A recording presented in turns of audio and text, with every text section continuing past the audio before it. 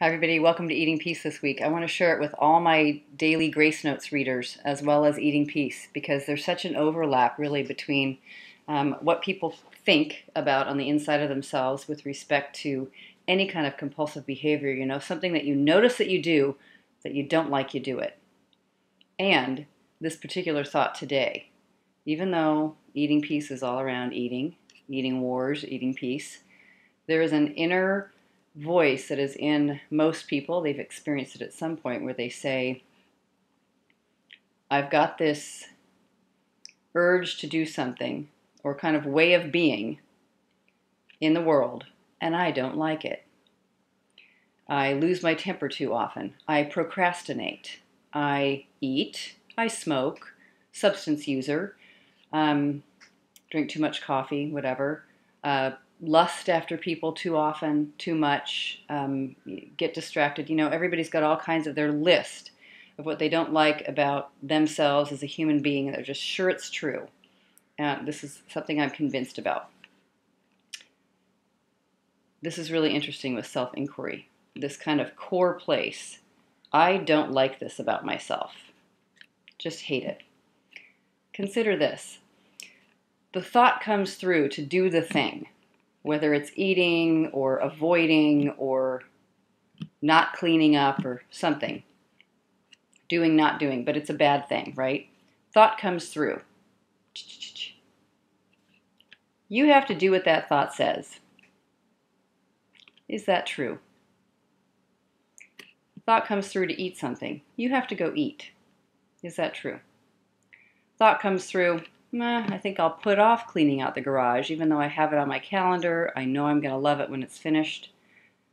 Thought comes through to go ahead and meditate, like I want to start my meditation practice or take a walk or get together with that friend. Things I'm going to actually be pleased about but I avoid, and things that I don't want to do that I wind up getting engaged in. So either side works, but I have the thought to avoid, I have the thought to do it. I have to follow that. If it's an urge that is strong, that is compelling, that is interesting, that I'm drawn to, I have to do it. Is that true? Even if you say yes, because I know when you feel like in compulsive behavior, it feels like you're overwhelmed and just like a ghost or a spirit has taken over your whole body and you're just following like a zombie. You just have to eat everything in sight, right? Have to go smoke that cigarette. The only way that urge or that feeling, that compulsive feeling, that intense feeling of desire or avoidance will go away is if you just do the thing. Then it'll go away. It's true that it'll go away, right? I mean, if I had this huge craving to eat and binge, that craving would go away if I ate. Guaranteed. In fact, I'd be sick of eating as soon as I actually did the binge. But that's the only way that this feeling, this urge, this craving will leave me alone, to just go ahead and do it. Is that true? I found it isn't. I found it has not been true. The mind can be telling you and chattering away. It can be like a 5-year-old. It can be like a 12-year-old. It can be like immature, childish, babyish, demanding. It can have all kinds of ideas about what must happen in order for you to be happy, or what must not happen in order for you to be happy in the moment. And you don't have to listen to it. Who would you be without that story? That you have to do what your mind pictures. I have a picture of, I don't know, what's something that you crave a lot and then you tell yourself you can't have? A giant milkshake, or something sweet, or some kind of food. People have all kinds of values about food. This is the list of foods that are bad and unhealthy, and I'm positive that's true, but that's another whole other thing. And I better not eat it right now. Let's say that you have a picture of wanting it. The only way this is ever going to be over is if I actually go eat it. Is that true? There's a Taoist saying that if you wait with patience for the mud to settle, the water will become clear.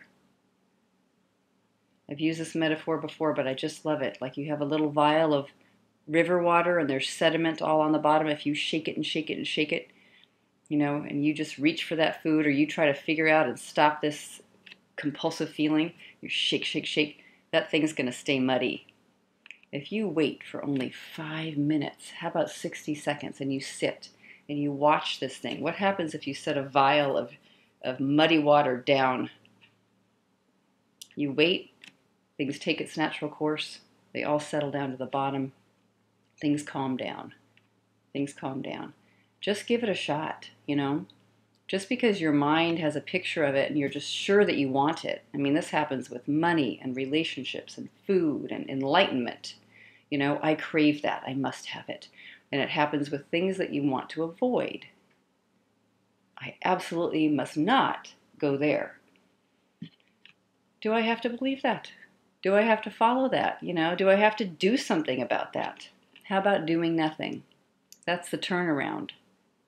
Do nothing and see what happens with that feeling, that urge, that intensity, that demand. Just see what happens. There's part of you that is watching everything that's going on all the time, and it is not compulsively responding to everything you're saying. There's part of you that's been here the whole time, accompanying yourself as an observer. You see who you are. Sometimes, as a human being, you get these crazy urges and you go, you start to eat, drink, smoke, all kinds of stuff that's happening there, But just see, with this simple thought today, only that one, you have to follow it, What I noticed is nobody had chains, what is that, pulling me along by the neck like a leash, even though it felt like it. No one actually got up and went to the refrigerator but me, or started going around to fast food places and buying things, except for me.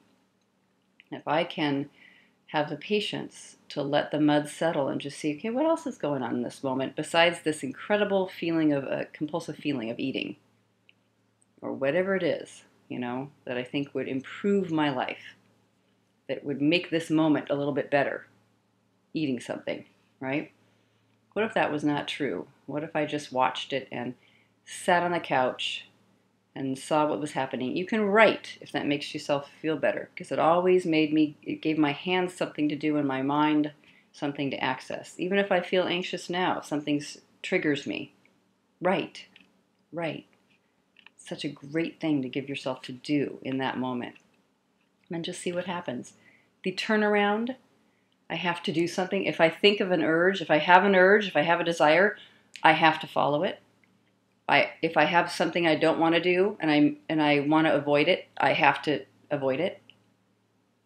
The turnaround is, no, you don't. I do not have to.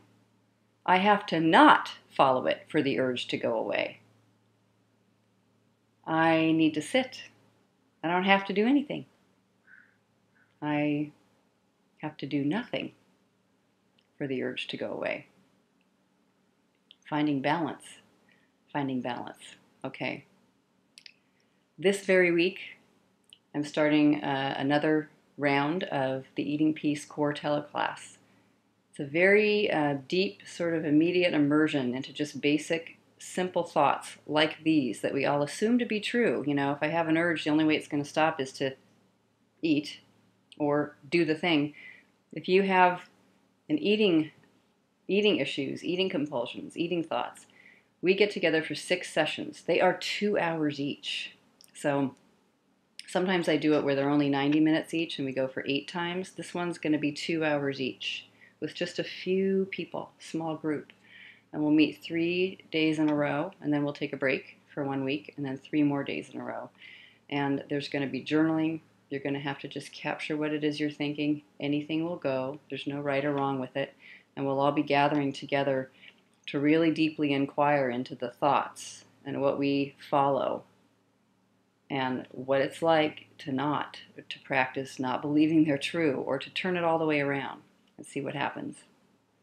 So if you're interested in that, go check out workwithgrace.com, click on the eating piece on the menu right there, and just scroll down, or scroll down even on programs, and you'll just see the Eating Peace Core Basics Teleclass. And we'll be looking at some of those basic thoughts that seem to drive this nutty behavior that we don't really understand, find confusing, or find actually kind of like self-sabotaging. And what else is going on? You know, just getting a little crack into this sometimes painful thing that's been going on for years and years can change it. We're just looking. So I'd love to have you join me.